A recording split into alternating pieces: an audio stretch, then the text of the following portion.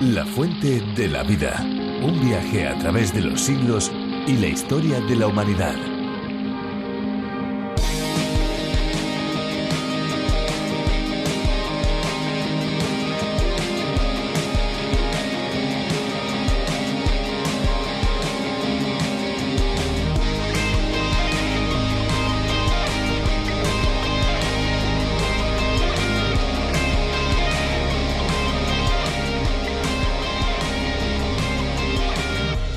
Vortex Fountain ha sido considerada la fuente más grande e impresionante de la historia. Está elaborada a base de acrílico y fue diseñada por el arquitecto y escultor William Pye. La obra puede realizar torbellinos de agua cristalina. Se encuentra ubicada actualmente en Inglaterra. Ubicadas en Osaka, Japón, se encuentran las fuentes flotantes. Se caracterizan por utilizar una ingeniería capaz de hacerle creer al espectador que se impulsan por el chorro de agua. El concepto fue elaborado por el artista nipón Isamu Noguchi. ¿Qué tal, amigos? Esto es La Fuente de la Vida. Les habla Esperanza Suárez. Amigos oyentes, nos alegramos mucho porque la difusión de este programa hace que miles y miles de personas puedan descubrir la palabra de Dios.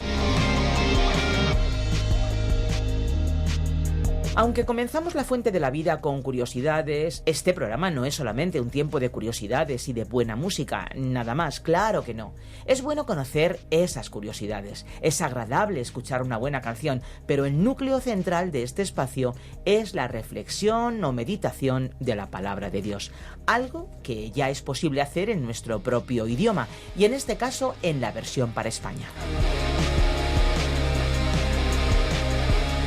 Si quieren conocer más sobre este espacio, les invitamos a visitar lafuentedelavida.com.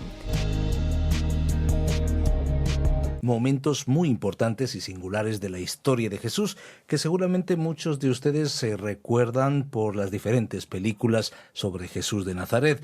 Esperanza, ¿cuáles son algunos de estos relatos que veremos hoy? Pues mira, dos de los que más me llaman la atención son cuando aquel niño aparece con su meriendita y resulta que de la merienda de este niño Jesús alimenta nada más y nada menos que a 5.000 personas. Me parece algo súper sobrenatural. Y otra de las historias que también me gustan mucho y me resultan también muy espectaculares es cuando Jesús anda sobre el mar. ¿Quién puede andar sobre el mar? Hay mucho que podemos sin duda aprender sobre estos hechos que ocurrieron históricamente, pero que tienen una lección espiritual también. Bueno, ya no les adelantamos más. Si te parece, Esperanza, vamos a escuchar a Virgilio Bagnoni y después volveremos. ¿Para qué? Pues vamos a darles las vías de comunicación para poderse poner en contacto con nosotros. Así que estén con nosotros, por favor, hasta finalizar el espacio. Les estaremos esperando. La Fuente de la Vida. Hoy estudiaremos el Evangelio de Marcos, capítulo 6. En extensión, este es el segundo capítulo del Evangelio de Marcos. El escritor sigue su estilo usual de presentar la rapidez y dinamismo de la acción en el ministerio de Jesús, aunque en los primeros 29 versículos se produce una cierta calma en la intensa actividad.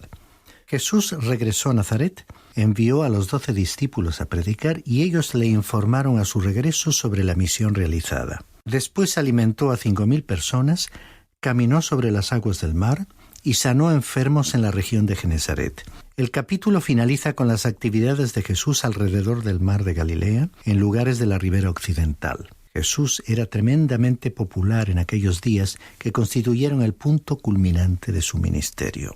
Leamos los versículos 1 al 3.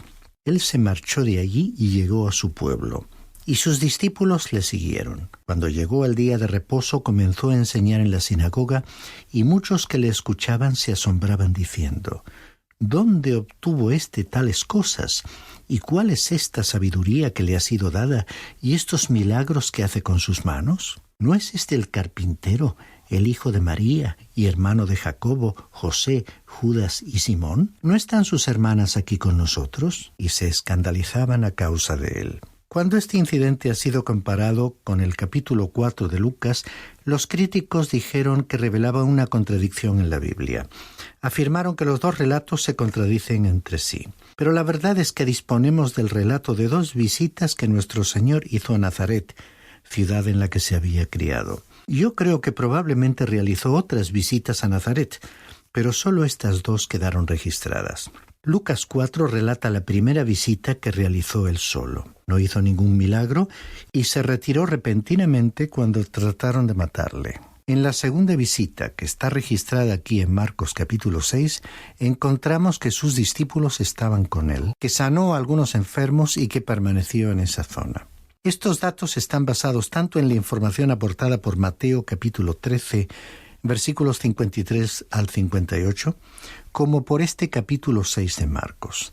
En ambas ocasiones entró en la sinagoga y enseñó, y también en ambas fue rechazado por los propios vecinos de su ciudad. Así que no existe ningún conflicto, sino más bien 2 relatos de 2 diferentes visitas a su ciudad. La primera vez que salió de ella descendió a Capernaum, estableciendo allí su centro de actividades. Pero regresó otra vez a Nazaret porque quería alcanzar con su mensaje a sus vecinos. El Señor tenía la costumbre de acudir a la sinagoga en el día del reposo, donde quiera que se encontrase. Pienso que él sentía la necesidad de adorar a Dios de esta manera, y además, la sinagoga era el lugar más apropiado para hacer llegar su mensaje a la gente de ese tiempo. Su enseñanza asombró a aquellos que le habían conocido. Sus palabras, sus obras, sus prodigiosos milagros, todo ello produjo consternación a sus conciudadanos, lo cual suscitó sus preguntas. Ellos realmente no creyeron que de Nazaret pudiese surgir alguien como Jesús. Por supuesto, ellos se estaban contemplando a sí mismos, juzgando a Nazaret desde su propio punto de vista. Pensaban que ese pueblo no había tenido una trayectoria demasiado buena y, en consecuencia, estimaron que no podría salir de allí alguien como el Señor Jesús. No tenían fe en uno de los suyos como Jesús, así como no tenían fe en sí mismos. El pasaje nos habla de los hermanastros y hermanastras de Jesús. Creo que el Judas que aquí se menciona fue el autor de la epístola de Judas. Se escandalizaban por causa de él. Pensaban que le conocían y ahora descubrían que no era así. Por eso le consideraban como un estorbo para ellos. Continuamos leyendo los versículos 4 al 6. Y Jesús les dijo: No hay profeta sin honra sino en su propia tierra y entre sus parientes y en su casa. Y no pudo hacer allí ningún milagro. Solo sanó a unos pocos enfermos sobre los cuales puso sus manos. Y estaba maravillado de la incredulidad de ellos, y recorría las aldeas de alrededor enseñando. Vemos que no salió de esta zona en esos días, sino que se quedó en las proximidades.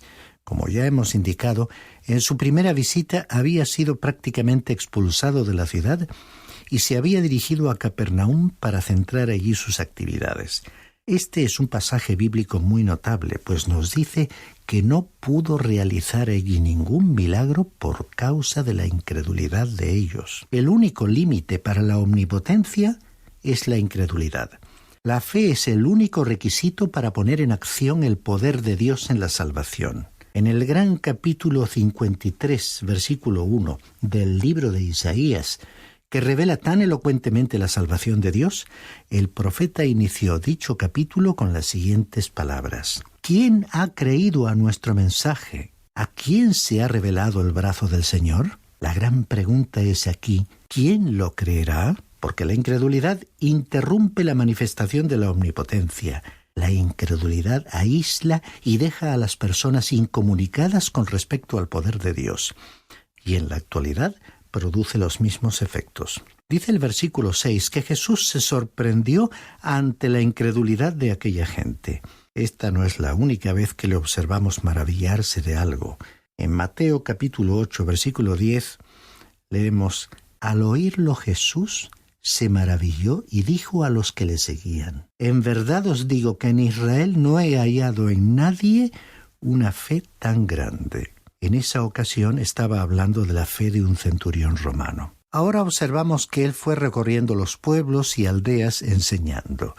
Y ello fue una gran lección para todos los cristianos que propagan el mensaje del Evangelio. Porque el Señor, como el Señor de la gloria, el Hijo de Dios, nos dejó un gran ejemplo con su disposición para visitar aún los lugares más pequeños. ¿Hubiéramos ido nosotros a ciertos lugares de nuestra geografía? ¿No preferimos las grandes multitudes, las grandes ciudades, los auditorios de mayor capacidad? Jesús fue un modelo aún en esto.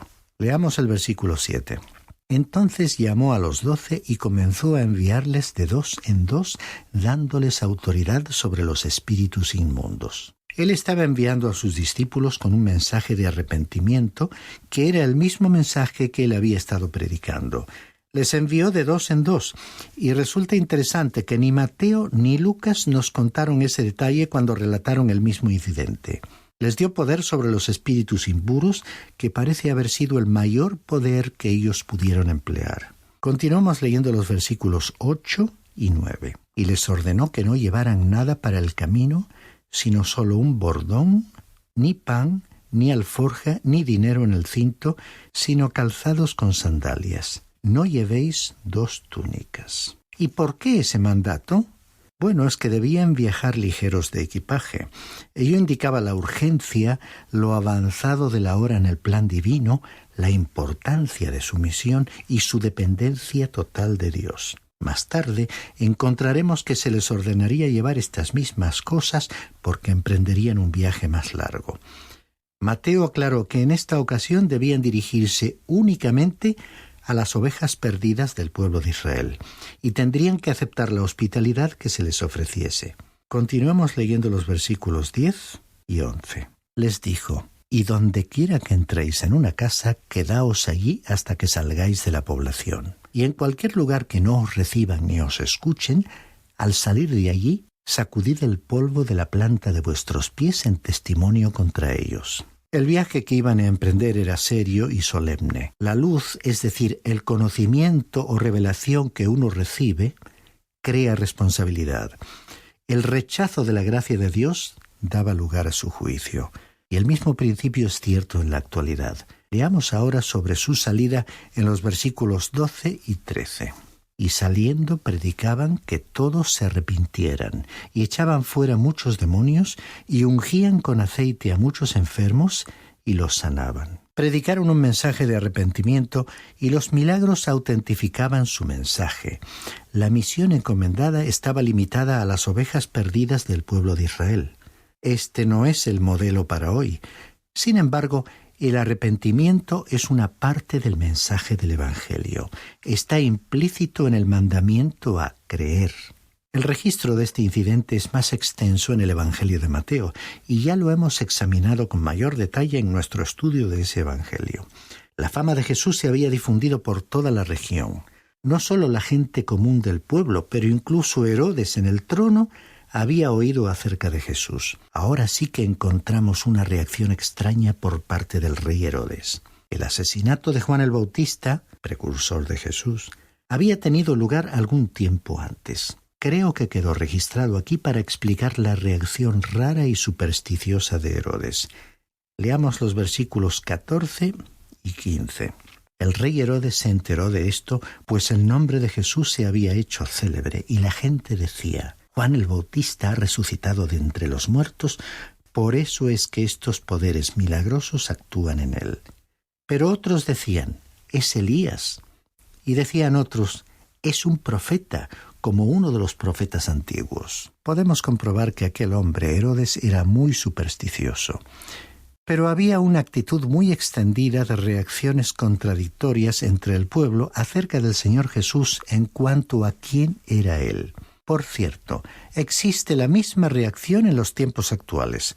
Nos encontramos con que personas diferentes sostienen diversos puntos de vista y diferentes explicaciones sobre la persona, la presencia y el poder del Señor Jesús. Volviendo a nuestro pasaje, ante la confusión reinante, Herodes claramente sentía miedo. Leamos los versículos 16 al 18. Y al oír esto, Herodes decía: Juan, a quien yo decapité, ha resucitado. Porque Herodes mismo había enviado a prender a Juan y lo había encadenado en la cárcel por causa de Herodías, mujer de su hermano Felipe, pues Herodes se había casado con ella. Porque Juan le decía a Herodes: no te es lícito tener la mujer de tu hermano. Como dijimos anteriormente, el asesinato de Juan había tenido lugar en un momento anterior a este durante el ministerio de Jesús. Observemos que Juan había denunciado valientemente el pecado en las altas esferas del gobierno. Denunció a Herodes por unirse a Herodías, la mujer de su hermano. Esta actitud la había enfurecido a ella, impulsándola a tramar la muerte de Juan. Continuamos leyendo los versículos 19 y 20. Y Herodías le tenía rencor y deseaba matarlo, pero no podía. Porque Herodes temía a Juan, sabiendo que era un hombre justo y santo, y lo mantenía protegido. Y cuando le oía se quedaba muy perplejo, pero le gustaba escucharle. Aquí surge una pregunta relevante. ¿Evitó Herodías que Herodes se volviese a Dios? Veamos lo sucedido en los versículos 21 y 22. Pero llegó un día oportuno cuando Herodes, siendo su cumpleaños, ofreció un banquete a sus nobles y comandantes y a los principales de Galilea. Y cuando la hija misma de Herodías entró y danzó, agradó a Herodes y a los que se sentaban a la mesa con él. Y el rey dijo a la muchacha: «Pídeme lo que quieras y te lo daré». Herodías había pedido a su hija que bailase delante del rey porque sabía que era un hombre sensual y lujurioso. Y éste le dio a su hija como un cheque en blanco en el que podía pedir cualquier cosa que desease. Leamos los versículos 23 y 24. Y le juró: «Te daré lo que me pidas hasta la mitad de mi reino». Ella salió y dijo a su madre: «¿Qué pediré?». Y ella le respondió: «La cabeza de Juan el Bautista». La madre estaba preparada para esto. La brutalidad de aquella mujer superaba los límites de la mente humana normal. Y así se precipitó la tragedia. Leamos los versículos 25 y 26. Enseguida ella se presentó apresuradamente ante el rey con su petición diciendo: «Quiero que me des ahora mismo la cabeza de Juan el Bautista en una bandeja». Y aunque el rey se puso muy triste, sin embargo, a causa de sus juramentos y de los que se sentaban con él a la mesa, no quiso desairarla. Y aquí se reveló otra de las debilidades de Herodes. Él tuvo miedo de lo que sus amigos pudiesen pensar y decir de él, y tenía un falso sentido de los valores acerca de un juramento. Añade los versículos 27 al 29. Y al instante el rey envió a un verdugo y le ordenó que trajera la cabeza de Juan. Y él fue y lo decapitó en la cárcel, y trajo su cabeza en una bandeja y se la dio a la muchacha, y la muchacha se la dio a su madre. Cuando sus discípulos oyeron esto, fueron y se llevaron el cuerpo y le dieron sepultura. Este sí que fue un asesinato a sangre fría. Los discípulos de Juan tomaron el cuerpo decapitado de Juan y con ternura lo sepultaron. El escritor Marcos retoma aquí la narración del ministerio de Jesús cuando los apóstoles le presentaron su primer informe. Observemos la falta de detalles leyendo los versículos 30 y 31. Los apóstoles se reunieron con Jesús y le informaron sobre todo lo que habían hecho y enseñado. Y él les dijo: «Venid, apartaos de los demás a un lugar solitario y descansad un poco». Porque había muchos que iban y venían y ellos no tenían tiempo ni siquiera para comer. Para nosotros resulta difícil comprender cuán realmente ocupado estaba el Señor Jesús y cuán grandes eran las peticiones que le dirigían. Se tuvo que retirar a un lugar deshabitado en un intento de descansar y de permitir que sus apóstoles también descansaran. Acompañémosles leyendo los versículos 32 al 34. Y se fueron en la barca a un lugar solitario, apartado. Pero la gente los vio partir y muchos los reconocieron y juntos corrieron allá a pie de todas las ciudades y llegaron antes que ellos. Al desembarcar, él vio una gran multitud y tuvo compasión de ellos porque eran como ovejas sin pastor y comenzó a enseñarles muchas cosas. Era inútil intentar encontrar un lugar donde estar solos. La multitud le siguió alrededor de la ribera del mar de Galilea hasta que se encontraron con Jesús y sus discípulos cuando éstos llegaron en su barca a la orilla. La reacción de Jesús fue de una completa simpatía hacia la gente. Para él, todos los seres humanos eran como ovejas, y solo él era el verdadero pastor. Por este motivo les alimentaría. Primero satisfizo sus necesidades espirituales enseñándoles. Luego hizo frente a sus necesidades físicas dándoles de comer. Leamos los versículos 35 al 37. Y cuando era ya muy tarde, sus discípulos se le acercaron diciendo: «El lugar está desierto y ya es muy tarde. Despídelos para que vayan a los campos y aldeas de alrededor y se compren algo de comer». Pero respondiendo él les dijo: «Dadles vosotros de comer». Y ellos le dijeron: «¿Quieres que vayamos y compremos 200 denarios de pan y les demos de comer?». Él les ordenó realizar una tarea imposible. Ellos tendrían que aprender, así como también nosotros, que Él siempre manda realizar lo imposible. La razón es evidente. Él tiene la intención de llevar a cabo el trabajo. Veamos cómo dispuso las cosas leyendo los versículos 38 al 44. Y Él les dijo: «¿Cuántos panes tenéis? Id y ved». Y cuando se cercioraron le dijeron: 5 y 2 peces. Y les mandó que todos se recostaran por grupos sobre la hierba verde, y se recostaron por grupos de 100 y de 50.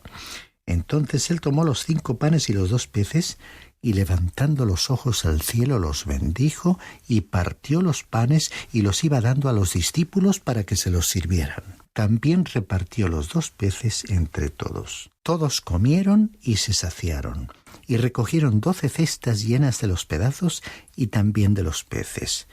Los que comieron los panes eran 5,000 hombres. Este sí que fue un milagro. El Creador, que en el principio creó el pez e hizo que el grano se multiplicase en los campos, ahora, por su mandato creativo, creó los alimentos para la multitud. Esta debió ser la primera vez en la vida en que muchas personas de aquella multitud quedaron satisfechas. El grupo se puso nuevamente en movimiento. Leamos el versículo 45. Enseguida hizo que sus discípulos subieran a la barca y fueran delante de él al otro lado, a Betsaida, mientras él despedía a la multitud. Hay un sentido de urgencia en las dos palabras, enseguida e hizo. La explicación se encuentra en el pasaje paralelo del Evangelio de Juan, capítulo 6, versículo 15, donde se aclaraba que Jesús percibió que la multitud intentaría hacerle rey a la fuerza. Leamos los versículos 46 al 52 en que cambia la escena. Y después de despedirse de ellos se fue al monte a orar, y al anochecer la barca estaba en medio del mar y él estaba solo en tierra. Y al verlos remar fatigados porque el viento les era contrario, como a la 4ª vigilia de la noche, fue hacia ellos andando sobre el mar y quería pasarles de largo. Pero cuando ellos le vieron andando sobre el mar, pensaron que era un fantasma y se pusieron a gritar, porque todos le vieron y se turbaron. Pero enseguida él habló con ellos y les dijo: «Tened ánimo, soy yo, no temáis».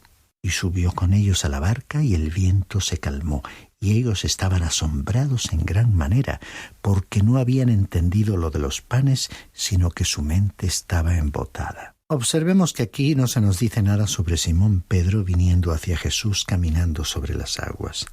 Después de todo, en el plano humano, Marcos consiguió su información de Simón Pedro, y Pedro simplemente dejó fuera su participación en aquel incidente.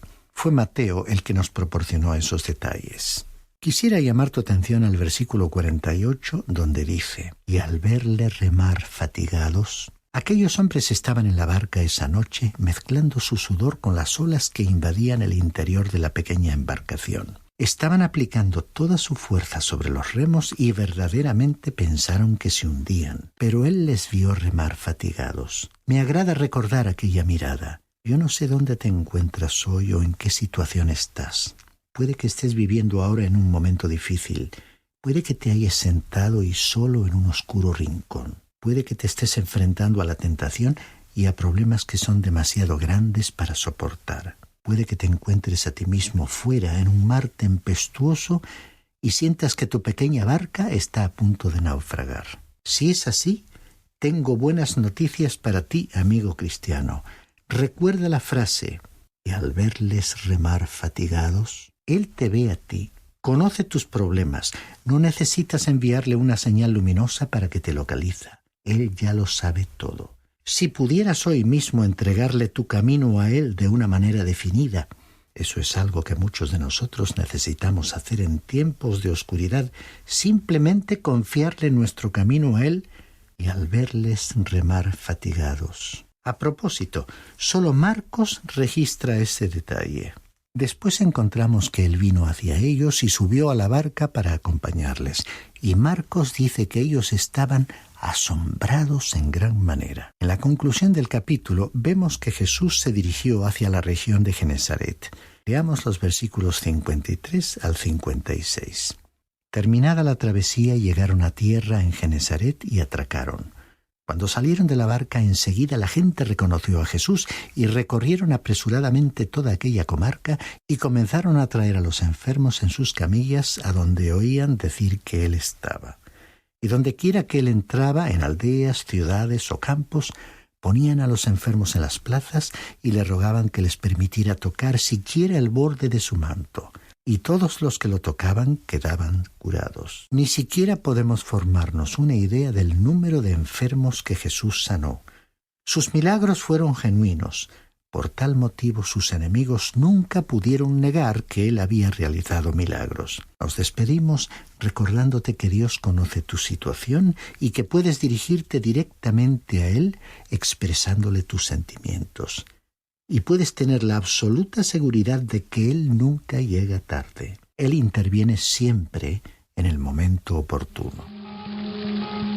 Amigos, muchas gracias por acompañarnos una vez más en La Fuente de la Vida. El programa se acaba, pero nosotros podemos seguir en contacto. Pueden llamarnos al 91 422 0524 o bien al 601 20 32 65.